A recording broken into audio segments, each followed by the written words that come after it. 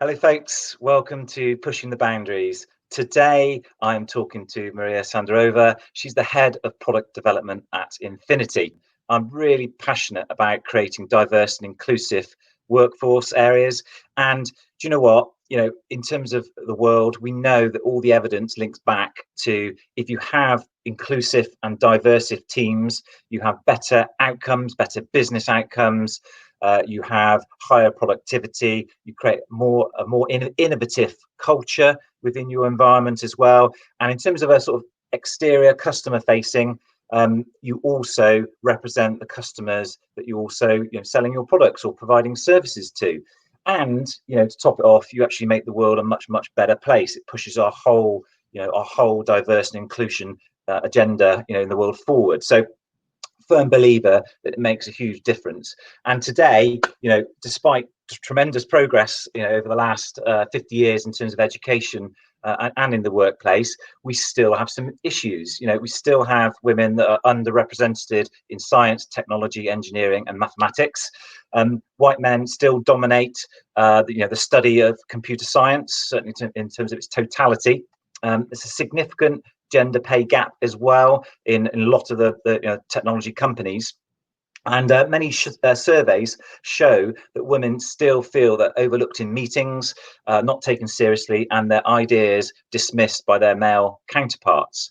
And that's what the data tells us. And today we've got a great opportunity to ask Maria, what does our real rising star in tech, what does she think about women in tech? And what sort of inspiration can Maria give to anyone wanting to come into tech and be part of really a fantastic community of innovation and development, solving business problems.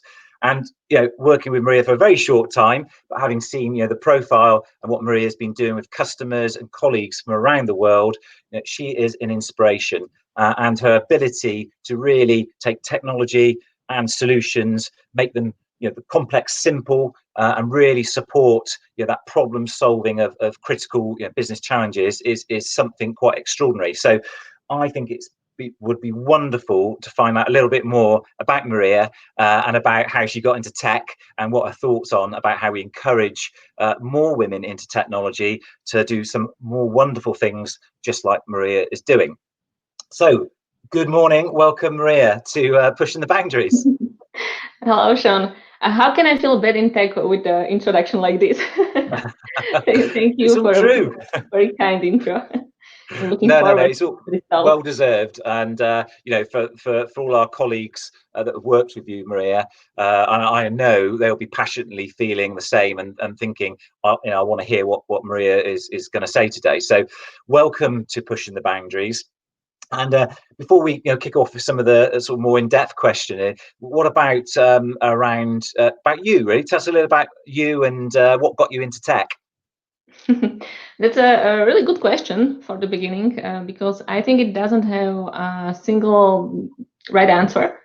I think I didn't wake up one day and knowing, I'm going to be head of product development.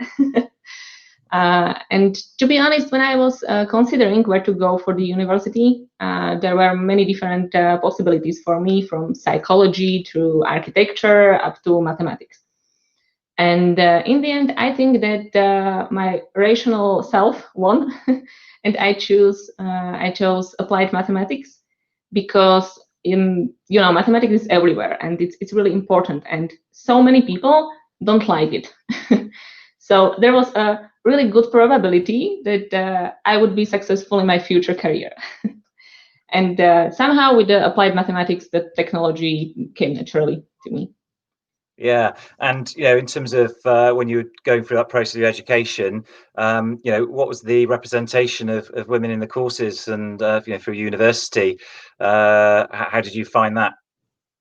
I think many of people who is currently watching this will be surprised, but in our university group we were half and half, so there were around 50% guys and 50% girls. But it was in terms of applied mathematics group, and when I'm thinking about theoretical mathematics, there were much more men than women. Yeah. Yeah, and what about data science? And I know you've got a background of data science, and do you feel you see more men in data science than the women? I think I see more men, at least they are more presenting themselves. Maybe there are equality, but women women sometimes maybe struggle more with being presented. For example, in this call, I'm really stressed, and it's really a challenge for me to do something like this. So I think this is maybe the same way how many others feel. Yeah. But it's only my personal opinion. I don't know the data. Yeah, so you could feel it's just a confidence of Yeah. feeling that you can be yourself and really show your strengths and do what you can do in technology. It's interesting, and thinking about women in tech. Why do you think we need so many more women in tech? What do you think the advantages are of getting more people into more women in technology? Actually, I don't think about it in this way that we need more Yeah, women. I think about it in the way that we need more diverse, more diversity within groups, yeah, and not when it comes to gender. I really don't think about it like, okay, we need more blonde hair people. yeah, we yeah, need we need to have in our teams more people with different personalities, with different mindset, different way of thinking. yeah.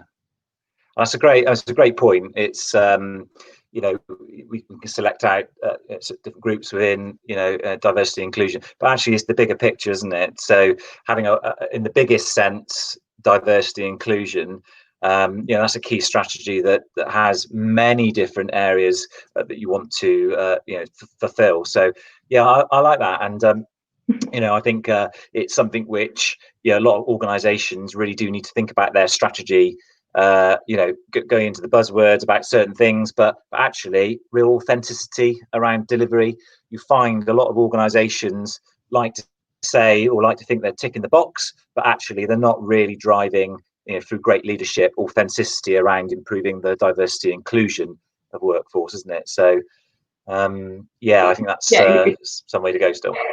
yeah, exactly. My opinion is that we don't need to have 50% of men in every team, because when it's driven by rules, it's biased. It can be biased against Yeah, men, it can be biased against women, but it's because of yeah, rules. And I think that the true equality will be here when yeah. we don't need to count how many women or how many men do we have in our teams. Yeah, that's a great vision and ambition to have, isn't it? Not actually, we But we don't will need to go there. count anymore.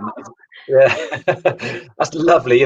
Everyone should have that maybe as part of their values and mission for organisations. We know when we got there, we don't have to count. That's brilliant. Um, in terms of women in the industry, are there any that really inspire you? You think, oh, they're just such a great ambassador for technology, as generally technology, but also as women in tech, to inspire others. Yeah, well, when you sent me those possible questions, I didn't know very excited about this one because I'm not kind of a person who uh, follow one or two main people. I'm really like to be inspired from many different people. But then when I was thinking about all this topic, I found myself thinking about Elif. So when you Yeah, are asking me about the role model within Qlik sense within tech, between women, it's definitely Elif Tutuk. yeah, and she's just fantastic, isn't she? And I've had the pleasure of seeing her on stage, as you probably have a number of times. And yeah, she's just a great inspiration, I think, for everyone, but also I think for women who want to get into technology, a career in technology, seeing what can be achieved by people like Elif is a wonderful thing. So yeah, I agree. I'm with you on that one. I think a lot of people are, aren't they? Yeah, and I really like about her that she's able to talk about difficult topics, but in very easy to understand way. And that's what I really want to do myself. And I really admire her how she can do it, because this is also a type of person that is very needed within tech. It's not only about the hard coders, because there should be someone who is able to translate it to human language. Yeah, absolutely. That's fundamental, isn't it? That interface between business and technology, communicating technology. It's just, and it's becoming more and more important because technology is becoming more and more automated in a way. All the tools and the ability to create things, and actually that real, ability to keep things simple, make things land in organisations, whether you're talking to the chief exec or through to the front line. You've got to be able to communicate technology really well. And that's what I admire a lot about how you do your stuff. I think you communicate fantastically. I've seen your inspirational posts on LinkedIn as well. And I think, anyone who isn't following you probably should. So I think you do some wonderful stuff, a really genuine ability to communicate well. So I think that's really important. I'm again with you on that one. So talking about how you get there with a lot of that stuff, have you got any really great practical tips that you could give people, women who are inspired to get into technology? What sort of things would you say to do, kind of thing? Yeah, I think the very first question is, do you want to do it? If you want to be in the tech, let's do it. Let's go for it. And from my experience, because I also we're discussing this topic with young girls here locally, I think it's much more about our personal opinions and goals and expectations we have from ourselves than about challenges that environment gives you. Yeah. So I think really important is to be sure that this is what you want to do, and then don't be afraid to do it and go for it. And it's absolutely natural that there will be someone who won't agree with you, but I think men has the same issues, don't you? Yeah. Not everyone always agree with you. Yeah. No, absolutely. And you're saying you've been supporting locally young women in terms of their careers and journeys. That sounds absolutely brilliant and really interesting. And what was the main thing that they were coming up with? What was their blockers? They are very often asking about how hard it is for you to be in tech. And I think it's really, really interesting. They ask a question like this because they don't have any experience from tech, they don't know any data about it very often. But there is this bias somewhere within them that in tech, it has to be hard for a woman. And to be honest, my experience is very opposite. I have really a great luck to work with great open-minded people within Inphinity and my team, but also when it comes to our customers, our partners, no one has a problem that I'm a woman. To be honest, I had this issue only once, just to share this story with you. And to be honest, and it was at the university when I started to work as an SAP consultant for financial risk. And I went for the first meeting with my upcoming client, and they really didn't seem to be excited to see 20-year-old blonde women that they should pay her for her job. But in the end, they let me talk. They let me present my ideas and the way how I think. And I was their almost private consultant for next 3 years. And they don't want anyone else. So it was only about step up. Don't be afraid. Don't let you put down. Oh, that's a great story, and I think that fits. Sorry, you go on. No, sorry, I just wanted to add because I really don't like to thinking about this gender topic as something standalone. So in this case, I also think that was not only about the gender, that was about a combination that I was so young and I was a woman. And maybe, I don't know, I didn't discuss this with them, never, but maybe the age was more complicated to understand for them. Sometimes we just make our own conclusions without thinking about the whole context. Yeah, it's really interesting. I think, again, it's in the data, isn't it? And there's many different variables that will affect or impact on a lot of these topic areas. So I think it's good to raise that. And I think what's also brilliant is your fearless delivery style, stepping up and not being afraid to show you and your strengths. And it could be easily, some people could get knocked down, couldn't they?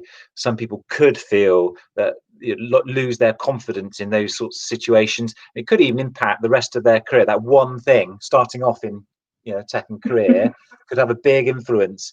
And showing that strength and mindset and character to be able to rise above and think the big picture and be confident in yourself, I think that's a wonderful thing. I think people should take away with them. People wanting to get into careers should always think that you will come across people that will be like this potentially, and you have to just ride above it, don't you? So that's a great personal story, and thank you very much for sharing that one. And to be honest, and everything understood it right, I had fear. I'm not a fearless person, and every time I need to step up from my comfort zone, it's a really challenge for me.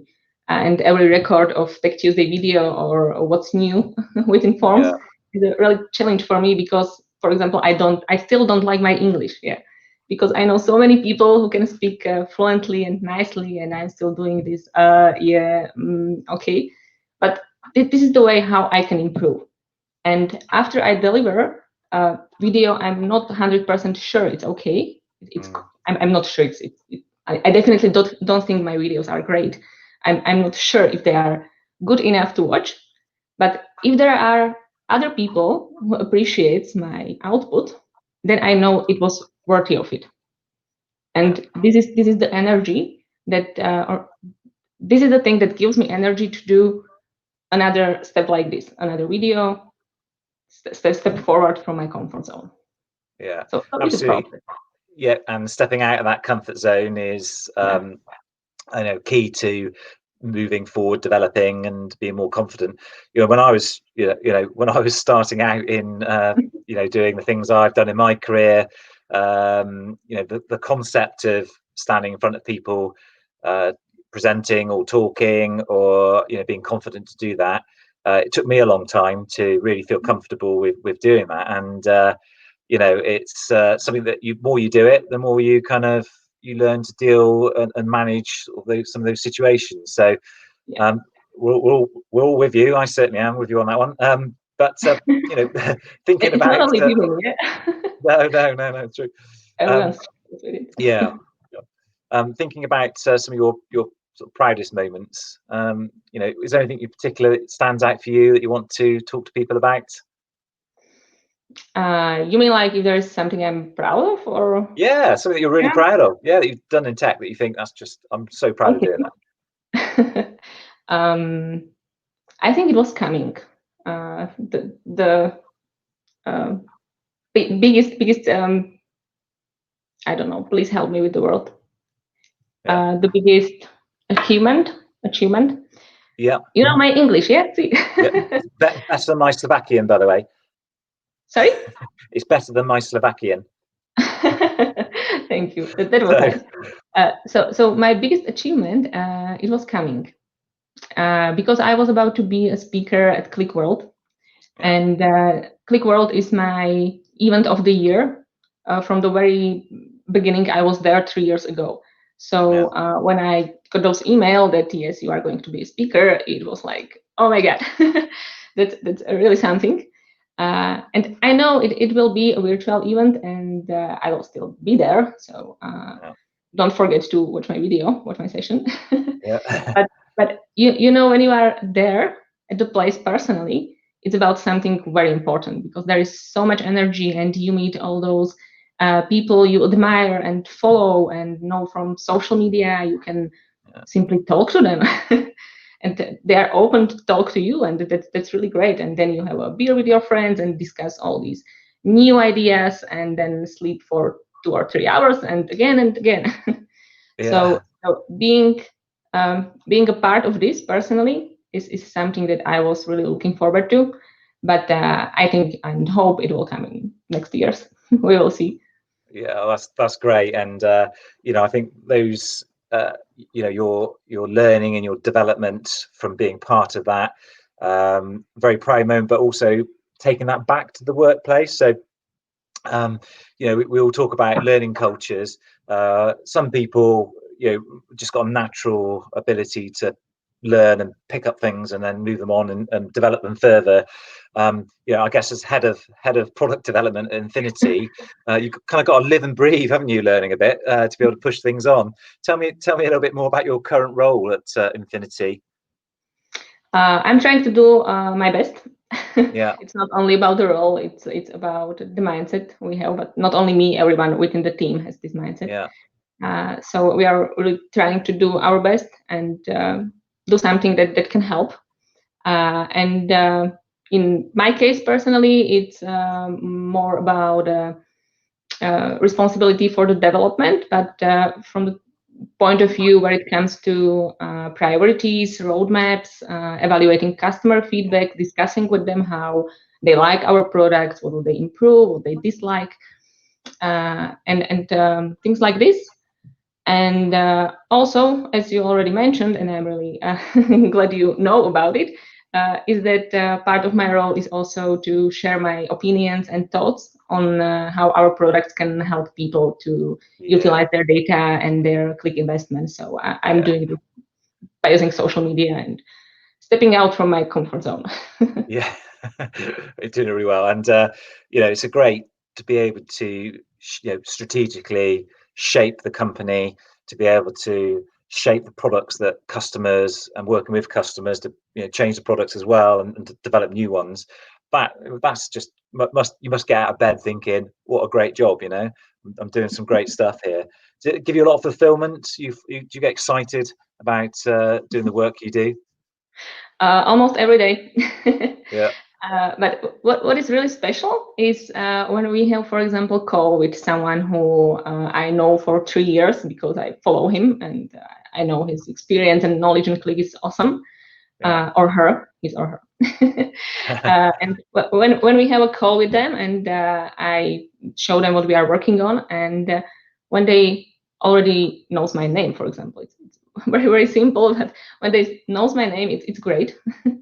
And when they think that what we are working on is valuable and creative, that's amazing feeling. Yeah, like for example, our last call with Hugo Schenk and his team, and I was presenting them the latest version of our write-back Inphinity Forms and its capabilities. And Dalton Luer was there and repeating, "Wow, yeah, that's cool, great," and so on. And this was 1 hour, and it was really something I was very proud of, not only for myself but for the whole team. And I was smiling many hours after the call, and I think it was one of the best tech call I ever had. That's great. And again, with esteemed people like Dalton, when they're seeing the value of your product and yourself and the team, what you do, is a lovely experience. And I can see that. And speaking with customers, so before I joined Inphinity, the values of an organization is really important to me. And I spoke to customers that have been working with you guys, and there was always really positive things said about yourself and the team, and Martin, etc. And that's a great thing. I think the values of an organization is so important for our customers and internally as well. So that comes across. Now I'm flattered as well. So thank you. Don't be. It's Friday. Take it. It's Friday. It's fine. It's fine. It's Okay. only the whole world watching here. It's fine. It's all good. So, talking about moving on a little bit more detail around your role, but what are some of those new cool products are you developing at the moment? We have a few products that are available right now, and there is also a backlog of many others, but about priorities. Yeah. But for now, for example, we have developed this mole that is the first one, and as far as I know, the only one still. Qlik custom connector for analyzing unstructured data, for loading unstructured data directly to your data model and make it available for your analysis. And there is also Infinity app, the marketplace and platforms for ready-made Qlik solutions. That also something very unique in this Qlik universe. And you probably know our flagship, that's the Infinity Forms write-back extension. And I think this is a very big priority for us currently, because it really brings added value to customers, and many potential customers sees the value even before they go for it. But I rather think about it as about use cases and issues our product help to solve, instead of the products, because you can have something very nice and shiny and so on, but if it doesn't bring added value, it's worthless. Yeah, absolutely. And being able to be solution led is, one of the biggest opportunities in business. Often the failures that you see is because people don't bring technology, people, processes together to solve those things. So that's really great. And thinking about the products that you're developing and how they all kind of connect together, but you've got your forms, being able to do sort of your workflow management, getting documents attached in there, approval workflows, spinning up workflow management within minutes and hours is within the Qlik ecosystem is really powerful. And then you're thinking about the unstructured data connector, so all those documents and free field text and this, that, and what have you within your Qlik environment, being able to make sense of a lot of that stuff as well, hugely powerful. So you're building like a bundle of products that can link together, don't you? And I think that's Qlik. It's great together. And I think I see that with the the product roadmap stuff that you're doing, and linking it to what people need, and that's a really sort of great differentiator. It's not just an isolated product. There's some thinking behind all of this, and I think that's really great to see. And I guess that's why you're head of product development at Infinity. It's probably the reason, isn't it? So looks like that. Yeah, it looks like it. Yeah, absolutely. So because when we are discussing where to go next and what should be our next steps when it comes to different products, we have this mantra that we try to do our products as simple as possible, and it may sound interesting or not right, but we do it as simple as possible for end users, so the experience with Qlik application will be seamless, because our products are really natively integrated within Qlik, and this is our mantra, how we do it.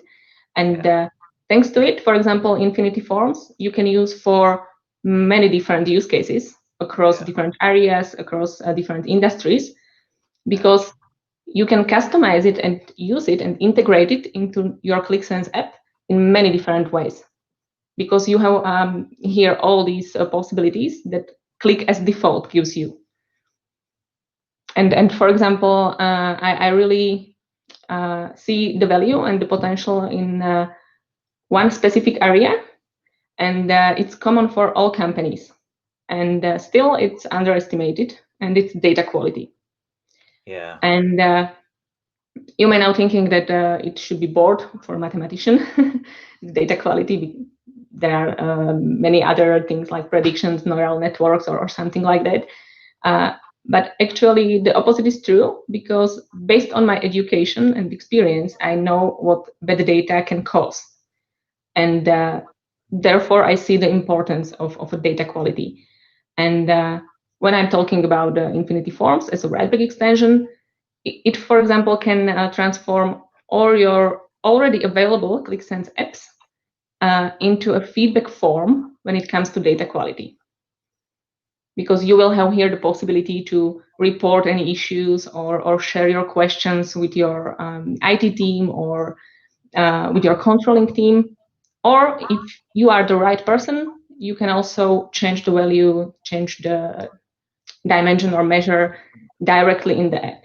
Because I really like the mantra with Qlik came, I don't know if it was last year or 2 years ago, but it was about do it where the data is, and you have the data in your Qlik Sense app.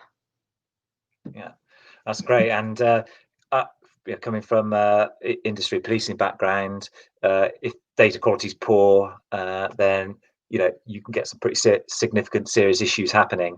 It's the lifeblood of the organisation, and the accuracy of it is fundamental for protecting victims, for example. Tackling offenders and our high demand areas, safeguarding, all these other things. So it's absolutely fundamental. So I'm going to put you on the spot a bit, if that's okay. I'm going to really push why not? We're going to push the boundaries a bit today. Do you fancy showing me something? Can you show me something from your screen around some of that data quality stuff? Sounds interesting. Yeah, sure. Great. So this is a very simple application, and what I'm going to show you is only this one sheet. But I think it's a really good showcase of the importance of data quality, because you can find here very simple dummy data about sales when it comes to countries, and also when it comes to salespeople. And you can see here that the United States has the biggest share of sales. But when you are working with the data and you are the one who is responsible for the sales, you may know that Spain should be the leader when it comes to countries. So you can simply click filter Spain and share these thoughts with your team. And as you can see, someone else already did it, so I can enter my new comment. Absolutely agree. We should check the data. So you're inputting directly into the Qlik environment? Yes. Yeah. I'm still in the same QlikSense application in the same sheet. I don't need to go to another sheet. I can send my comment and discuss my questions and insights with my teams.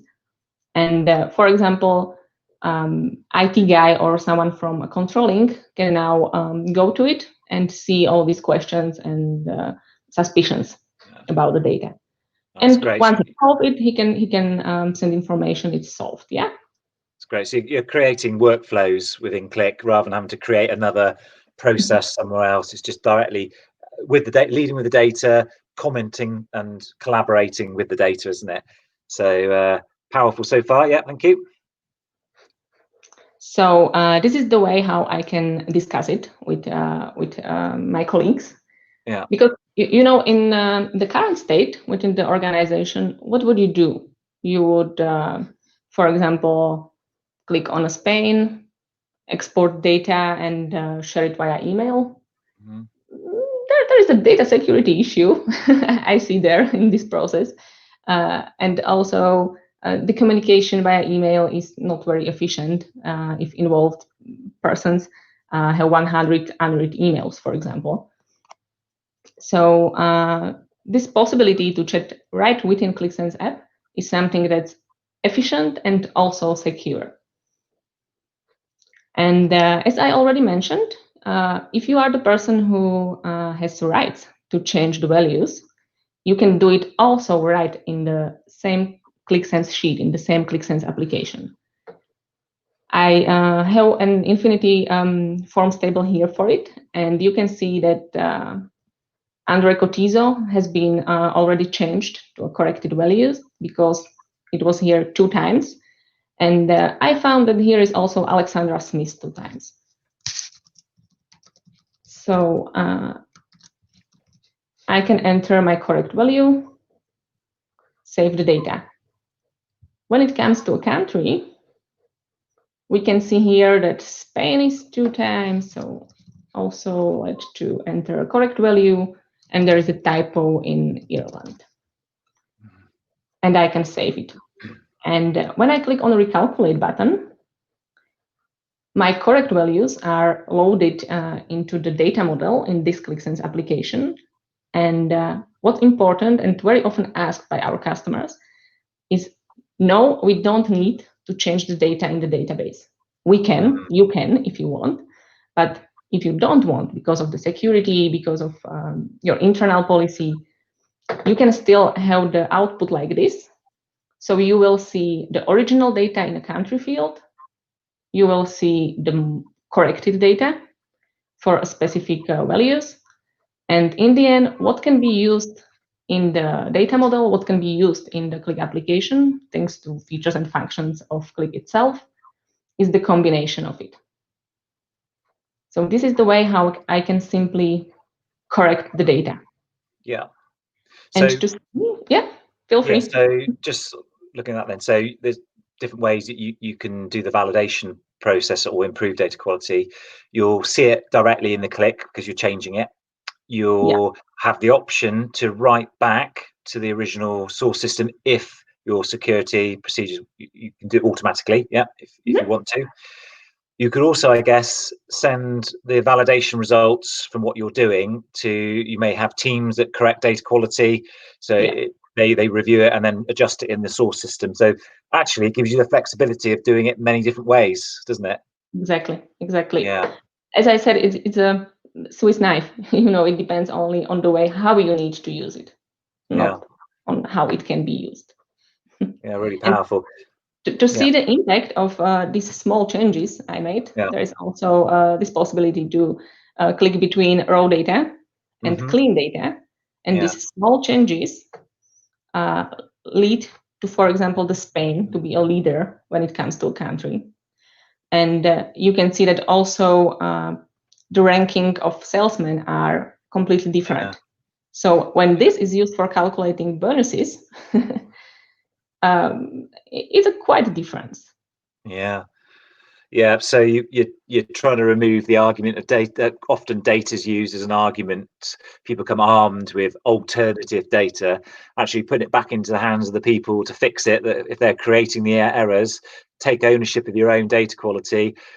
You use apps like this to fix them, do it better, and takes away the argument in the meetings. Then, doesn't it? You've got a more accurate picture to make better decisions more of the time. So that's really powerful stuff. Yeah, it's great. Exactly. And from technical perspective, because I'm a woman in tech, there can be also values you use that can be simply changed because it can be calculated. Like, for example, sum of sales. So there is no way I can modify this value, because this value itself, or this value 72,000 itself, doesn't exist anywhere. It's the sum of three standalone values. So there is also the way how forms can help you when it comes to data quality.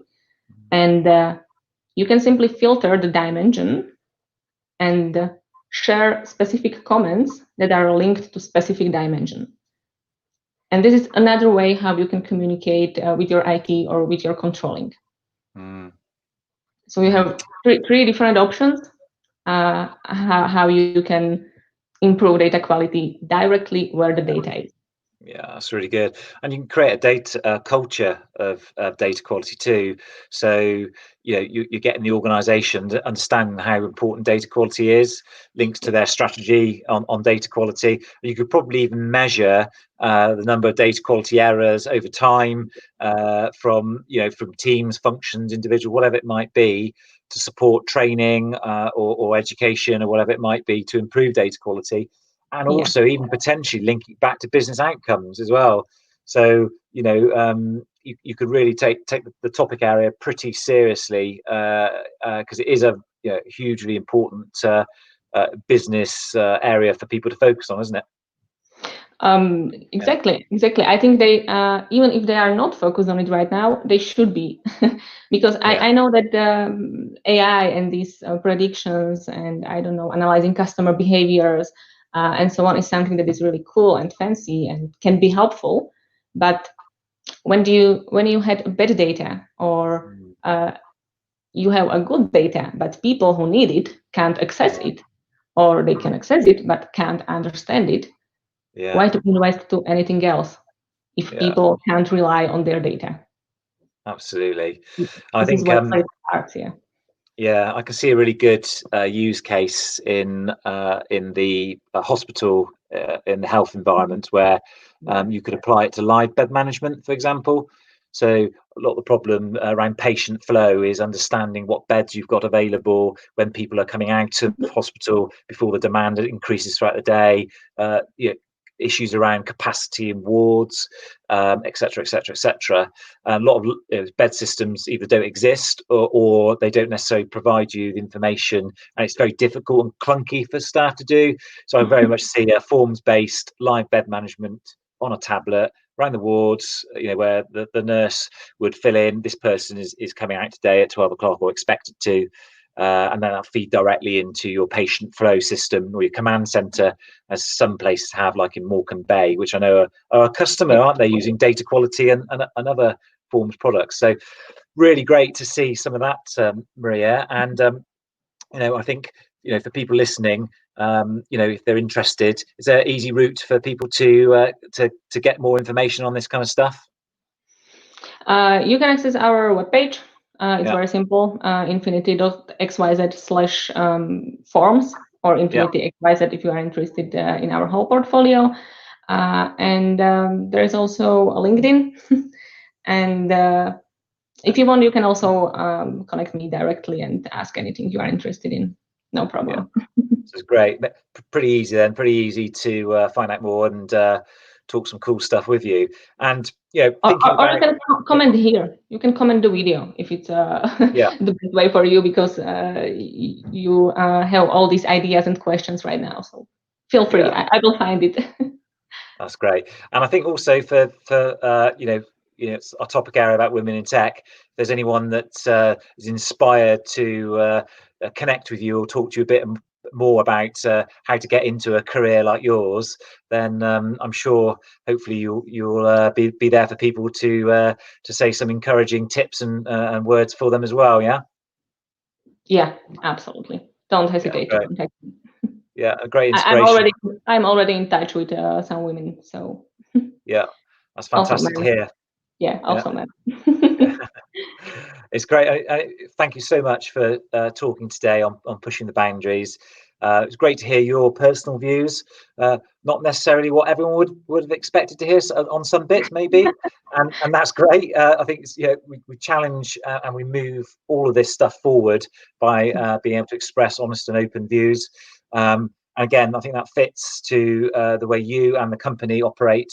That comes across strongly. I think you're a fantastic advocate, actually, for everyone in tech, but also I think for those women that really want to sort of start a career in tech.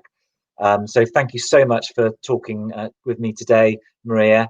And I am so looking forward to seeing some more cool stuff from you and the team as the weeks and months move on. So thank you again. Thank you very much for the invitation. It was fun. I'm not sure if it will be good enough because of my English, but it will be interesting. And I really think that the diversity is important, and not only when it comes to mindset and the way of thinking, but also when it comes to opinion. So that's the reason why I think it's important I speak openly about my opinions at this topic. And I'm very looking for your next series. Yeah, that's really great. And the next one I'll do it in Slovakian. Is that okay? Oh, let's try it. I will feel much better after that. I can assure you, your English will be far, far, far better than Slovakian. So I think we'll stick with the status quo. But thank you so much again, and have a lovely weekend. Thank you very much, you too, and everyone else. Yeah.